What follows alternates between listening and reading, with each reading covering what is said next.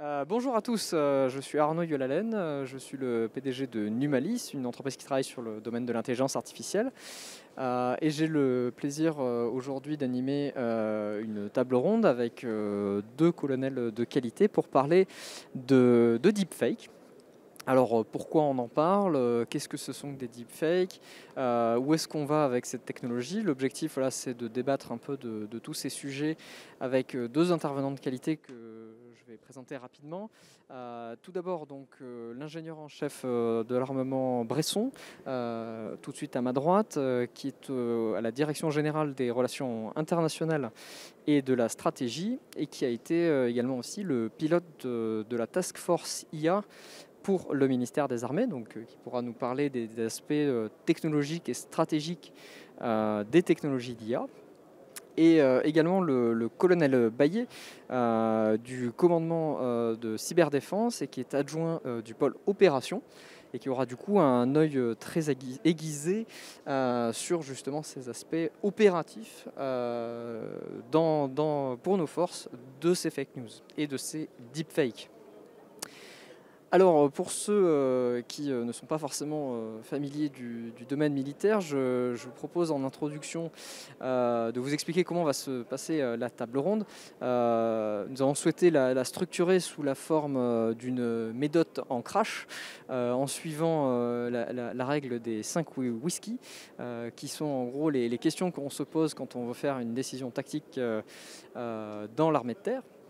Et donc nous allons balayer un certain nombre de questions qu'on va se poser sur le sujet.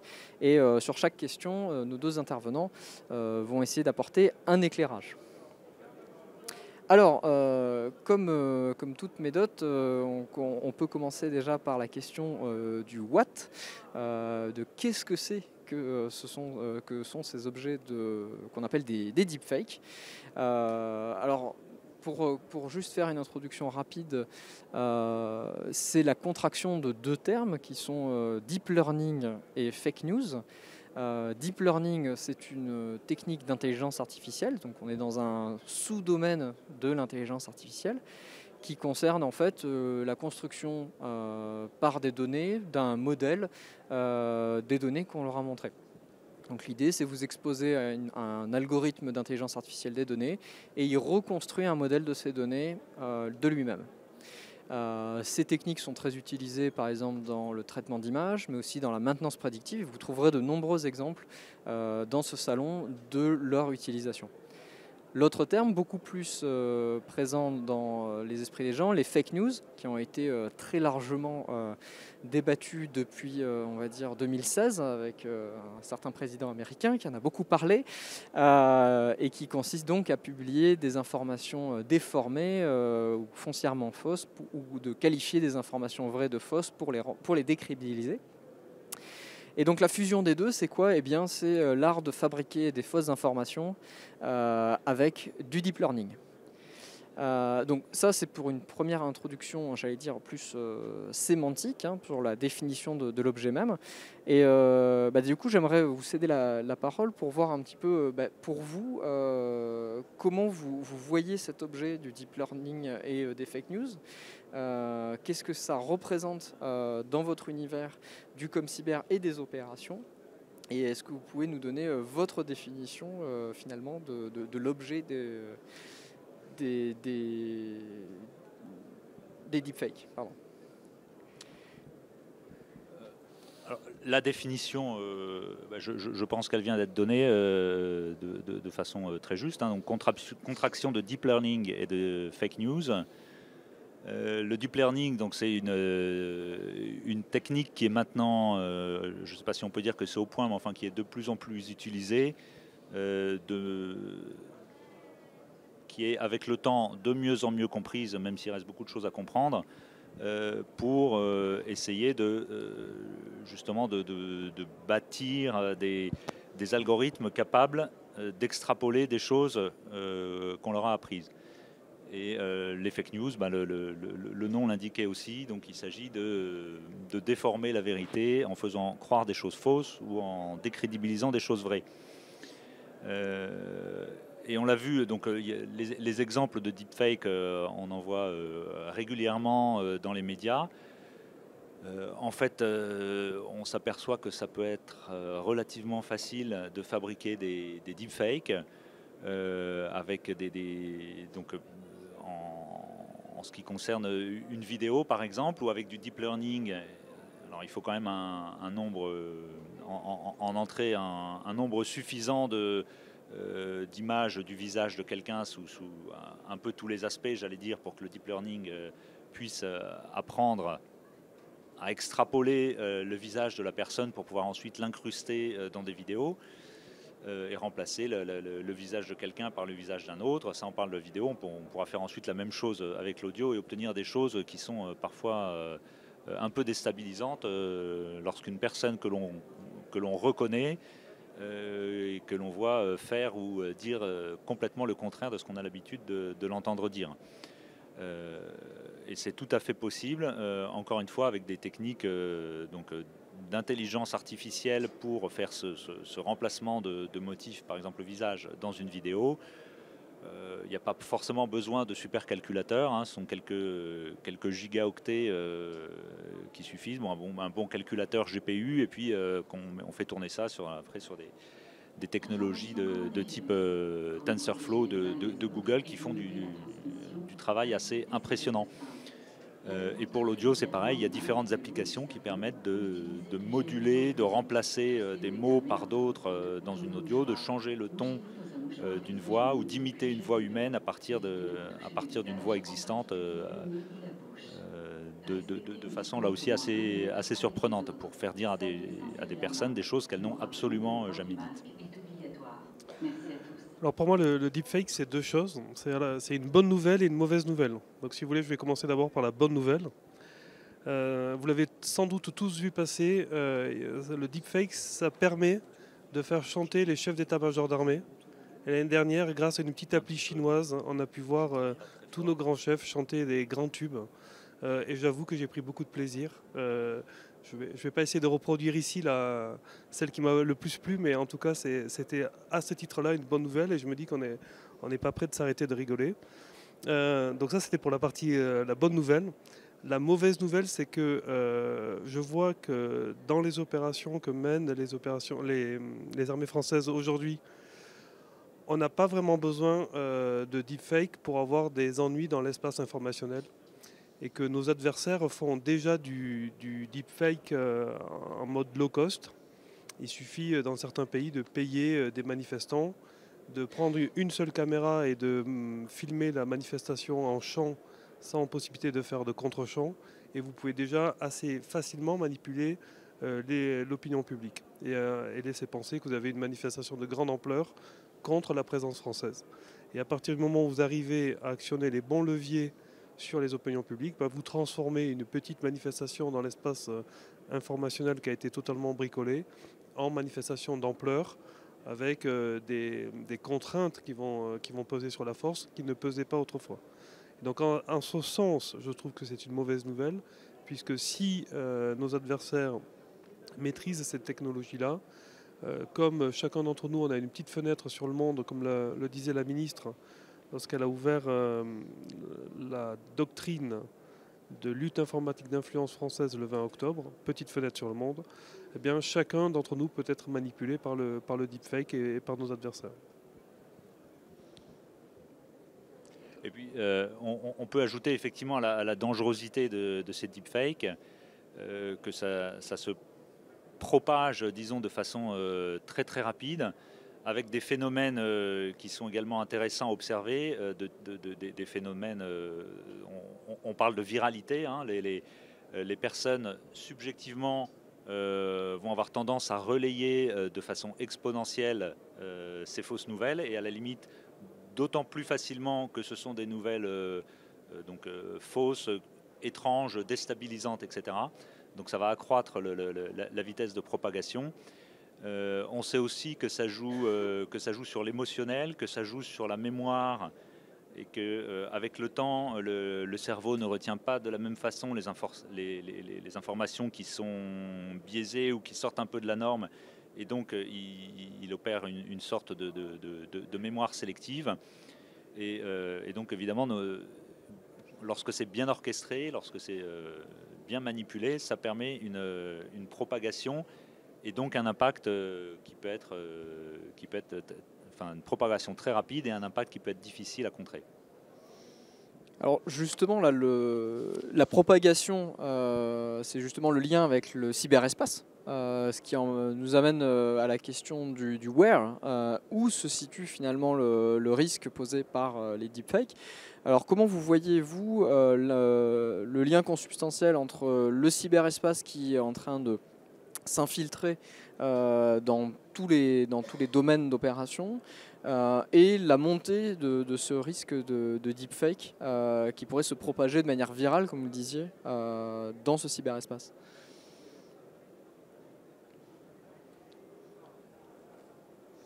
J'attaque. D'abord, dans le cyberespace, on peut considérer 3 domaines de lutte. J'imagine que vous les connaissez tous par cœur, mais je vais vous faire l'offense de vous les rappeler. Il y a la lutte informatique défensive qui consiste à protéger nos systèmes d'information. Il y a la lutte informatique offensive qui consiste à aller taper ceux de l'adversaire. Et il y a la lutte informatique d'influence. Donc je pense que le deepfake est un vrai sujet pour la lutte informatique d'influence, bien sûr, qui s'adresse à la couche sémantique du cyberespace. Et c'est là où ça va devenir un outil de manipulation massive. Avec aujourd'hui des capacités réduites, mais qui demain, j'imagine qu'on en parlera dans les prochaines questions, mais qui pourrait devenir quelque chose d'assez massif. Dans cette couche-là, ce qui est impressionnant, c'est de voir comment le business model des plateformes, qui repose sur l'engagement, la viralité et le commerce et la publicité, est utilisé par nos adversaires. Et donc on garde ces 2 premiers leviers de manière intangible, engagement et viralité, et on remplace la publicité par la manipulation. Faire croire aux gens que ce qu'ils voient est vrai et que ça nécessite qu'ils se mobilisent pour cette vérité-là. Donc moi j'avoue que c'est pour ça que je disais que c'était une mauvaise nouvelle. Dans le cyberespace, aujourd'hui, ce qui est intéressant, c'est d'imaginer ce que serait notre monde sans le cyberespace. Est-ce que les gilets jaunes auraient été une crise d'une telle ampleur sans Facebook? Est-ce que les débats actuellement sur le vaccin et sur le Covid auraient été gérés d'une même manière sans les réseaux sociaux? Et donc, on peut, à la lecture, bien sûr que ça n'aurait pas été la même chose. Et donc, si on injecte en plus là-dedans du deepfake, on voit qu'on est dans la création d'un monde parallèle où je pense que les conflictualités ne sont pas prêtes de s'arrêter.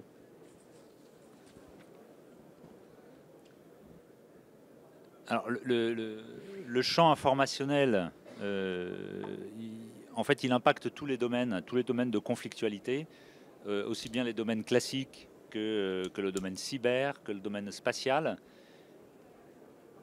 Et tous ces champs de conflictualité, entendons par là tous ces domaines où les conflits peuvent se déclencher et peuvent se mener, tous ces champs ont une très forte dépendance au cyberespace et à l'informationnel.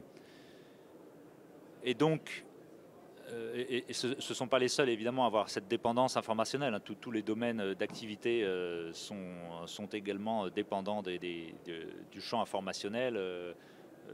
On a parlé du domaine de la santé, des transports, des approvisionnements. Donc les deepfakes potentiellement sont absolument partout. En matière de conflictualité, la dépendance au cyberespace fait qu'on peut s'attendre à ce que se déclenchent des conflits dus à la propagation de deepfakes. Parce que des fausses informations, des trucages auront provoqué ce qu'on appelle des phénomènes d'escalade conflictuelle qui font que après des phénomènes de compétition, de contestation et d'opposition entre des puissances se déclenchent des conflits. Ça peut valoir aussi bien dans le champ physique, dans le champ cyber, ça peut être vrai dans le spatial. On peut imaginer des deepfakes dans l'espace qui vont propager des fausses informations concernant des satellites, concernant des débris de satellites. C'est un gros sujet, les débris satellitaires, ou concernant des manœuvres inamicales entre des satellites ou des objets dans l'espace. Ça peut très bien mener à une guerre de l'information au sujet de ce qui se passe au-dessus de nos têtes et pourquoi pas à des conflits. Moi, je vois que j'imagine bien ce que vous dessinez, parce que dès aujourd'hui, en fait, nos adversaires utilisent des manipulations assez grossières pour n'importe qui d'assez acquis aux opérations et à l'armée française. On arrive à reconnaître ce que c'est qu'un VAB, d'autres types de véhicules blindés. Avec des manipulations assez grossières, on nous fait dire que l'armée française pille les mines d'or dans tel pays d'Afrique, est engagée dans tel territoire, a écrasé, etc. Et en fait, ça marche assez bien. Et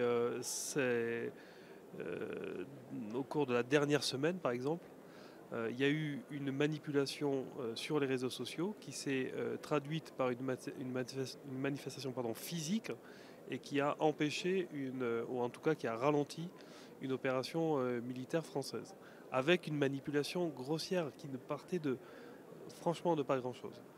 Donc je me dis qu'avec du deepfake, ça sera plus difficile de reconnaître le VAB du BTR, pour ceux qui connaissent un petit peu le matériel. Alors ce sujet, c'est intéressant de voir que les manipulations existent déjà, donc il n'y a pas grand-chose de nouveau sous le soleil finalement, c'est juste que le rythme et la manière de construire ces informations fausses qui seraient accélérées, qui seraient beaucoup plus, j'allais dire, fait sur mesure. Est-ce qu'on peut imaginer du coup dans l'objectif, dans le why que pourrait avoir le sujet des deepfakes, ça serait donc de pouvoir faire une guerre permanente en continu, comme l'information en continu, ça serait du deepfake en continu, pour déstabiliser des opérations en cours. Et non pas de juste faire des one-shots d'attaques cyber, mais de carrément faire une manœuvre permanente de déstabilisation. Est-ce que ça pourrait être le why du deepfake ? Ce que je trouve très intéressant dans les réseaux sociaux, c'est de discuter avec les adolescents. Alors je ne sais pas s'il y a des adolescents dans la salle. En tout cas, j'imagine que certains d'entre vous, si j'en vois une au fond, mais j'imagine que certains d'entre vous sont les parents d'adolescents. Ce qui est intéressant, c'est que sur les réseaux sociaux, ce qu'ils voient devient vérité. Et c'est leur vérité à eux. Et d'ailleurs, ça crée des normes, le bien, le mal, etc. Tout ça, c'est quand même très relatif à leur consommation des réseaux sociaux. Et ce qu'ils pensent devient une vérité et ils sont capables de l'exprimer et leur voix compte. Donc le jeu est au centre du jeu. Ce qui est intéressant avec ça, c'est que du coup, ça crée une sorte de monde parallèle qui est finalement assez peu connecté à la vraie vie. Et j'imagine que si on est capable d'accélérer la production de deepfake, de fake news, bien construite, en quantité et en qualité, je trouve que l'objectif, c'est de créer un monde parallèle. L'objectif pourrait être de créer un monde parallèle dans lequel tout est négociable, tout est relatif, et rien n'est finalement très vrai et pas connecté en tout cas à la vraie vie. Ce qui est intéressant aussi à observer, c'est, alors on l'a dit, l'accélération du tempo dans la production de ces informations et de cette surinformation. Donc on y arrive, on va y arriver à effectivement à des deepfakes quasi en temps réel, qui seront donc beaucoup plus difficiles à détecter, pour lesquels il sera plus difficile de trancher entre le vrai et le faux, et pour lesquels il sera encore plus dur de réagir. Ça voudra dire qu'il faut aller encore plus vite que le temps réel. Il y a une sophistication évidemment des trucages par l'utilisation d'algorithmes d'intelligence artificielle de plus en plus puissants et sophistiqués. Et puis, alors ça, je pense c'est aussi nouveau, c'est que par rapport, parce que les opérations de désinformation, on le disait, de leurrage et tout ça, ça a toujours existé. Pendant la Deuxième Guerre mondiale, il y a eu une guerre de l'information. Pendant la guerre froide, il y avait une guerre de l'information. Par contre, on restait effectivement dans le domaine militaire, au sens dans le domaine d'un conflit, d'une guerre, avec malgré tout des règles du jeu à peu près communes et connues de tout le monde.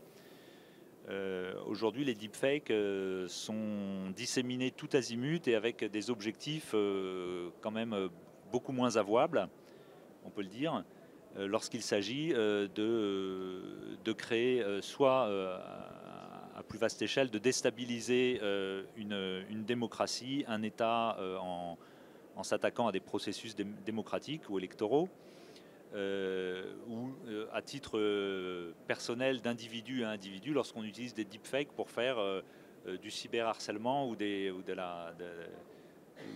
ce genre d'actions ciblées vers les individus. Et ça, encore une fois, comme en fonction de ce qui est diffusé, en fonction des moyens que l'on met, évidemment, c'est pas pareil pour faire du cyberharcèlement et pour déstabiliser une élection démocratique dans un pays. Mais ça montre que maintenant, il n'y a plus vraiment de limite à l'objectif que poursuivent les fabricants et les diffuseurs de deepfake. Alors c'est intéressant la question du qui finalement. On y vient justement. Qui peut fabriquer des deepfakes? Le prix pour rentrer, j'allais dire, dans le marché des deepfakes ne fait que baisser. La technologie aujourd'hui, tout le monde peut y jouer, la télécharger sur l'App Store pour commencer à en faire. Est-ce que à terme on aurait un terrain où finalement tout le monde a les mêmes armes et les deepfakes sont aussi qualitatives, qu'elles soient fabriquées par un groupe terroriste dans une cave ou bien d'un État qui essaye d'en déstabiliser un autre? Ou est-ce qu'au contraire on aura quand même encore toujours un saut qualitatif entre les adversaires, on va dire symétriques ou asymétriques? Alors, pour le coup, j'avais plutôt envie de poser la question à la salle et de vous engager à nous répondre là-dessus à la fin de la table ronde. Moi, je trouve qu'il n'y a pas d'équilibre là-dedans. C'est-à-dire que autant dans les champs de conflictualité traditionnels, le champ physique, qu'il soit terrestre, aérien ou maritime, la compétition se fait entre des États. Lorsqu'un sous-marin se fait renifler, c'est par un autre sous-marin qui appartient à un autre État. Et cet État, il a des buts identifiés, stratégiques, sans doute inavouables, mais en tout cas qui sont compréhensibles par un adversaire. Il y a des règles d'engagement, il y a des limites physiques, etc. Mais c'est deux adversaires étatiques qui se reniflent. C'est pareil dans l'espace aérien. Dans le cyberespace, il y a un acteur privé qui est plus puissant que les États, qui joue un rôle de régulateur.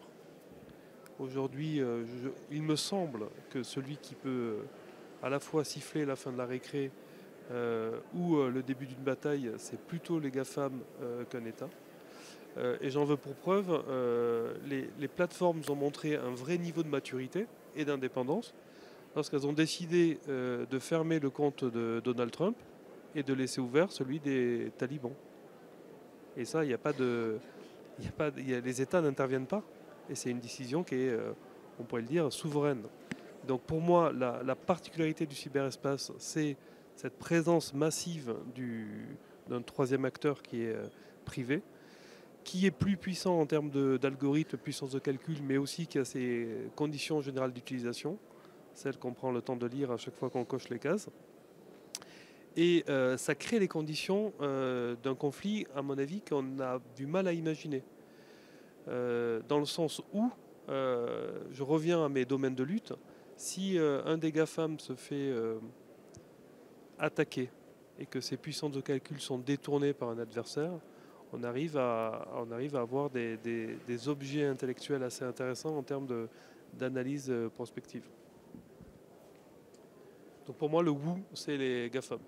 Et BATX aussi un petit peu. Oui, alors leur rôle effectivement à ces GAFAM, BATHX, etc. est prépondérant.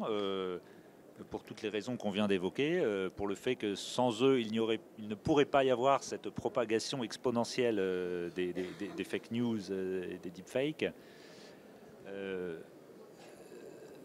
Je pense quand même que lorsqu'on veut lutter en matière de guerre informationnelle contre ces deepfakes, il faut aussi, il faut aussi pouvoir remonter autant que faire se peut à la cause et à l'origine du fake. Et ça, en fait, c'est souvent assez difficile. Hein, et c'est comme les cyberattaques, la problématique de l'identification et de l'attribution reste extrêmement difficile parce qu'il est très difficile d'avoir des preuves, des vraies preuves formelles, quoi, au-delà d'une investigation technique ou d'une supputation politique parce qu'on pense que ça arrange tel ou tel acteur. Et donc ça rend très très difficile toute procédure juridique nationale ou internationale suivant les cas dont on parle. En particulier justement lorsqu'il s'agit d'acteurs privés, para-étatiques ou proto-étatiques ou de groupes nébuleux ou terroristes qui utilisent évidemment eux aussi l'arme deepfake pour radicaliser, combattre, fanatiser ou décrédibiliser l'action de nos forces. Juste sur donc, ce point-là, oui, c'est assez difficile cette identification. Ouais, ce qui est intéressant, je trouve, c'est de se demander. Moi, j'essaye de faire des parallèles entre la lutte informatique défensive et la lutte informatique d'influence. Et je trouve que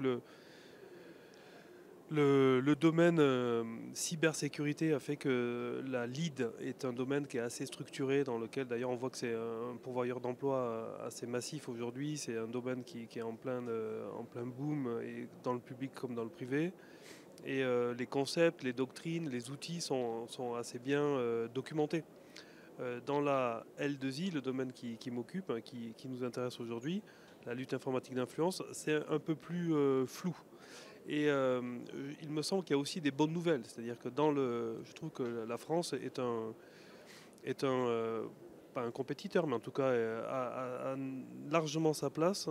L'écosystème cyber avec des startups hyper intéressantes est présent. Donc je me dis que on aura les moyens de se défendre du deepfake avec des technos françaises un peu souveraines. Et au même titre qu'on sera capable de documenter une attaque informatique classique, on sera capable de documenter une attaque informationnelle. J'imagine que vous connaissez tous l'acronyme APT. Et pour moi, je pense que dans le deepfake, on aura les APM, les Advanced Persistent Manipulators, qui sont le hacker de l'information. Et je disais que c'était une mauvaise nouvelle, mais c'est un peu la théorie du glaive et du bouclier. C'est que autant le glaive se développe, autant je pense que les industriels français, donc il y en a dans la salle, dans le domaine de l'innovation, il y a des choses hyper intéressantes à faire pour nous défendre contre le deepfake. Alors on me fait signe qu'il faut un petit peu avancer si on veut garder un peu de temps pour les questions. La thématique du glaive et du bouclier est toujours appropriée quand on parle de ce type d'attaque. Effectivement, c'est quelque chose qui va évoluer et qui va continuer d'évoluer aussi bien en défensif qu'en offensif. La question finalement, c'est de savoir à quel horizon, donc répondre au when de notre approche, savoir aujourd'hui le phénomène reste de l'ordre un petit peu du gag. On en parle plutôt dans les médias parce qu'on fait des deepfakes qui sont rigolos et qui amusent la galerie. Mais à quel horizon en fait, on arrête de rire et on commence à avoir, j'allais dire, un peu les foies sur ce que ça peut causer. Donc comment vous voyez-vous l'impact réel avéré dans le futur d'une technologie comme ça? Ça se déroule quand, le premier coup de glaive contre la cuirasse?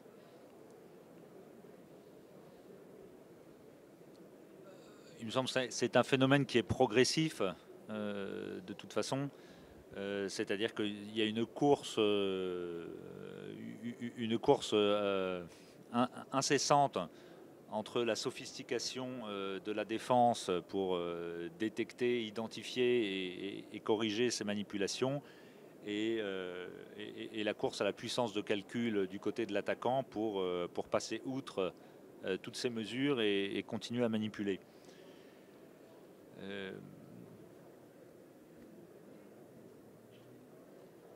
me paraît assez difficile de donner une date ou une perspective de date. Peut-être ce qu'on peut se demander, c'est à partir de quand est-ce que le phénomène des deepfakes sera suffisamment répandu et suffisamment fréquent pour qu'effectivement ça soit plus de la rigolade, mais ça soit pris comme un véritable danger par tout le monde. Peut-être est-ce qu'il faudra attendre qu'une élection capote vraiment pour qu'on puisse se dire il faut tout recommencer. C'est à cause d'un certain nombre de manipulations d'informations qu'il y a eu que ça n'a pas abouti, avec potentiellement des émeutes. Est-ce qu'il faudra attendre qu'il y ait des blessés et des morts pour se dire que les deepfakes ont réussi à mettre par terre nos démocraties, nos libertés individuelles, en fait, hein. Ça, c'est aussi toujours une course entre le fait de pouvoir défendre les libertés individuelles des gens, c'est-à-dire de les laisser utiliser les réseaux sociaux, exprimer leur opinion sur les réseaux sociaux, relayer leurs opinions, leurs avis, leurs posts, etc. Et en même temps ne pas se retrouver instrumentalisés ou manipulés par des attaquants qui leur font relayer des fake news à leur insu, en fait. C'est très important que tous les Français puissent exprimer leurs opinions, dans le respect mutuel des uns et des autres, mais des opinions sur les réseaux sociaux. Et c'est tout aussi important d'éviter qu'ils soient instrumentalisés à leur insu par des États ou des puissances adverses qui veulent s'attaquer à nos intérêts. Donc, c'est effectivement, je ne sais pas où est le seuil d'acceptabilité ou, à contrario, le seul déclencheur qui fera basculer d'un scénario dans l'autre. Arnaud, est-ce que vous m'autorisez à être insolent? Avec plaisir. En fait, c'est mon côté pas scolaire. En fait, on s'en fout de la question que vous posez, parce que je pense que la réponse, c'est déjà trop tard. C'est-à-dire qu'on sait que ça va arriver. Alors effectivement, on peut discuter de 1 an, 2 ans, 5 ans, 10 ans, je ne sais pas. C'est sûr que quand ça va arriver, ça va être une rupture cognitive massive. Et que la question n'est plus tellement de savoir quand, mais c'est qu'est-ce qu'on fait. Comment on s'organise pour être un État qui est encore un peu cohérent avec du vivre ensemble, etc.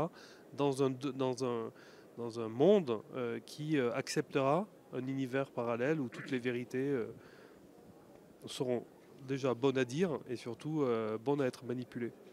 Donc là, je pense que effectivement la question c'est comment on fait pour se préparer, comment on fait pour éduquer les jeunes générations, les vieilles aussi parce qu'ils sont quand même pas mal sur Facebook encore, et comment on fait pour vivre tous ensemble et organiser notre défense.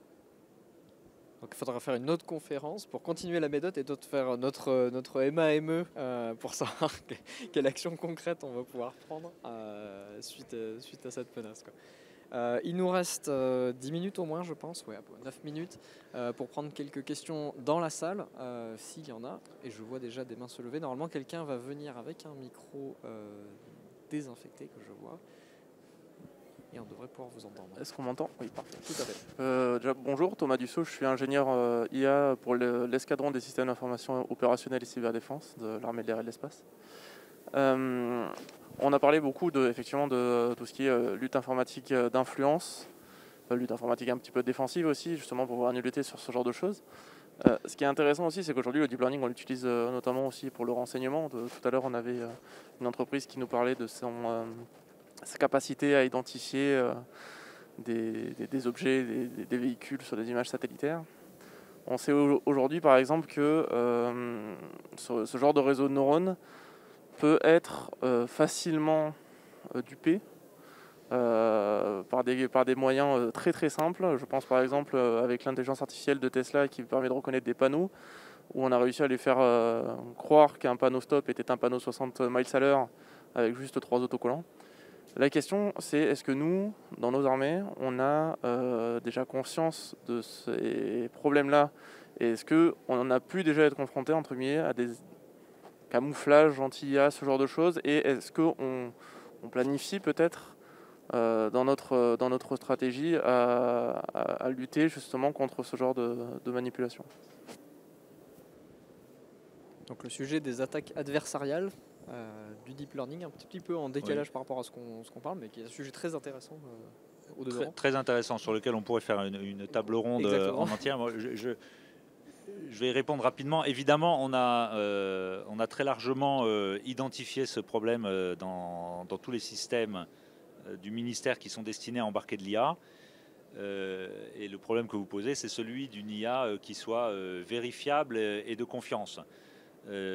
Exigence qui est d'autant plus importante lorsqu'on va embarquer cette IA et l'utiliser pour des systèmes critiques, pour des systèmes de reconnaissance ou pour des systèmes d'armes dont les conséquences sont tellement critiques qu'elles ne peuvent pas être laissées entièrement à une machine, justement.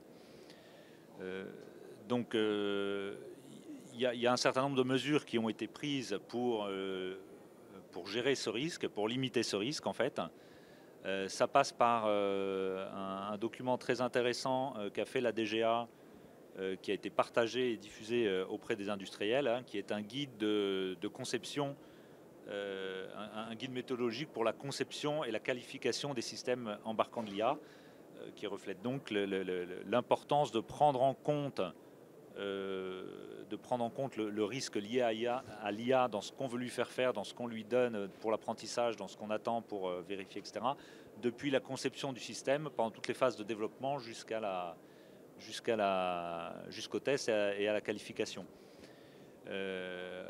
Le leurrage, oui, on sait qu'il y a donc des exemples de leurrage qui sont assez stupéfiants dans la mesure où ils parviennent de façon très simple à leurrer une intelligence artificielle. Vous rappeliez l'exemple de Tesla. Alors qu'en fait, vous, si vous passez devant un panneau stop où il y a un autocollant, en fait, je pense que si on vous arrête 50 mètres plus loin, vous êtes incapable de dire s'il y avait un autocollant ou pas sur le panneau. Votre cerveau a vu le panneau et a filtré l'autocollant. Donc il a fait exactement l'inverse de l'IA. C'est assez intéressant ou inquiétant. Et là aussi, on sait qu'il faut se protéger contre ce risque soit d'incidents, soit d'attaques, si ce sont des leurrages volontaires. Et donc, il y a un certain nombre de mesures qui sont mises en œuvre pour éviter, typiquement, lorsqu'on fait apprendre, dans la phase d'apprentissage, pour que l'IA n'apprenne que sur des données qui sont bien cadrées dans un environnement sécurisé. Il est évident qu'une intelligence artificielle ne doit pas commencer à apprendre des choses de façon non contrôlée sur un champ de bataille, alors où elle pourrait avaler des données non maîtrisées et injectées par l'adversaire. L'intoxication des données. De l'intoxication de données, voilà. Alors, si on peut juste reboucler la boucle, finalement, ce que vous citez, donc, c'est des attaques adversariales. Ce sont donc des signatures qu'on peut injecter dans les données d'entrée pour forcer le système à faire autre chose qu'il était censé faire. À l'inverse, les deepfakes insèrent aussi leur signature, qui à l'œil nu n'est pas visible. Nous, on voit une personne parler, on voit un humain, mais derrière, il y a une signature algorithmique qu'on peut retrouver dans les données et qui permet du coup de contrecarrer un petit peu l'approche en disant justement, on voit bien que ça a été généré par un algorithme en fait. Donc ça peut être on peut renverser la question de l'adversarialité justement pour détecter les deepfakes. Est-ce qu'il y aurait une autre question dans la salle? Je vois au fond une main se lever. Sinon Thomas, il faut faire l'école de guerre et nous rejoindre à la cyberdéfense. Bonjour, Théo Zangato, je suis doctorant en intelligence artificielle au SGA. Moi j'ai une question, c'est est-ce que finalement le deepfake c'est pas juste un outil de plus et que c'est pas véritablement là le problème, puisque de la désinformation et de la manipulation d'informations il y en a toujours eu, même par rapport, je sais pas, à des clichés qu'on peut prendre par satellite ou par avion. On peut gonfler des faux chars pour faire prétendre qu'il y a plus de chars qu'il y en a. Est-ce que finalement le problème avec le deepfake c'est pas plus l'impact qu'ont les réseaux sociaux dans la viralité et dans la transmission de cette fausse information, plutôt que dans la partie technique qu'apporte le deepfake pour manipuler l'information, puisque finalement c'est qu'un outil de plus qui sert à manipuler. Photoshop, ça existe depuis des dizaines d'années et ça permet aussi de manipuler l'information, mais finalement le deepfake c'est qu'un outil de plus. Oui et non, pour moi. Il y a un chef il y a quelques temps qui m'a demandé qu'est-ce qu'on pouvait faire de plus contre un adversaire dans une zone donnée. Et j'ai dit bah, on fait déjà beaucoup, mais on peut frapper plus, on peut frapper plus fort, on peut frapper plus vite et on peut frapper en dessous de la ceinture, ce qu'on s'était interdit de faire jusqu'à présent. Et pour moi, le deepfake, c'est la réponse un petit peu massive à cette question-là. C'est qu'avec du deepfake, qui est passé à l'échelle et qu'on peut utiliser de manière industrielle, on n'est plus sur la logique d'un outil de plus, on est quand même sur un monde nouveau où on crée un univers supplémentaire dans lequel on frappe plus vite, plus fort et en dessous de la ceinture.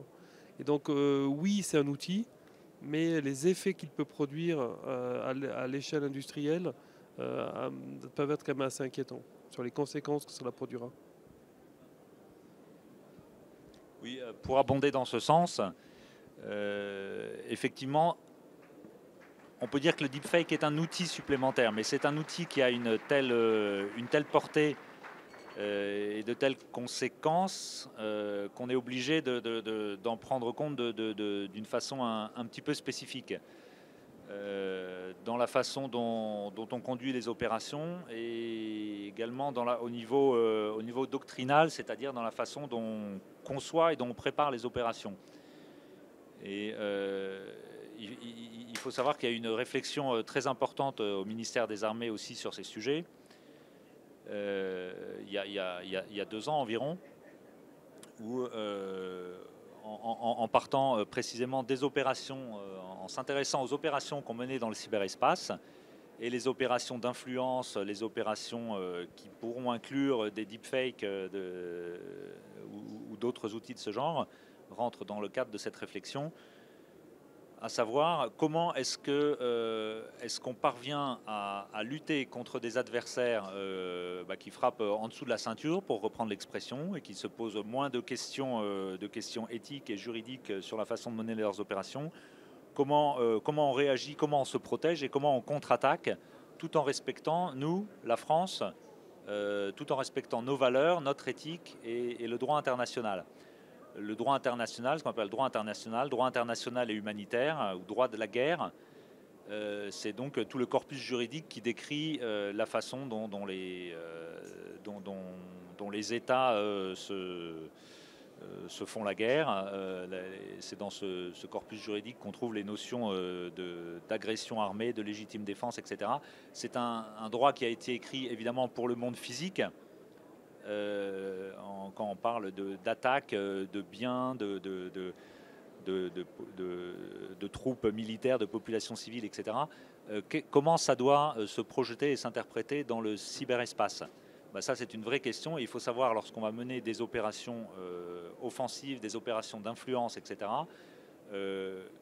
comment on va les préparer, comment on va les planifier, comment on va attaquer, comment on va repérer nos adversaires, etc., tout en respectant ce type de droit. Donc, ça, c'est un exercice très important que la France a fait, auquel elle tient, parce que c'est une des façons, c'est un des critères qui légitiment en fait l'action de nos armées dans le cyberespace. Merci, cette table ronde touche à sa fin, il est 14h45 passé.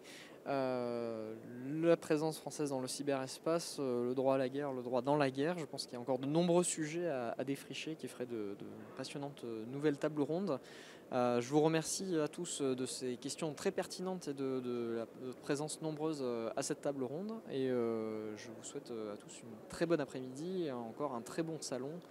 Et si vous avez d'autres questions pour nos intervenants, je pense qu'ils seront encore là quelques temps pour venir les voir. Merci à tous. Merci.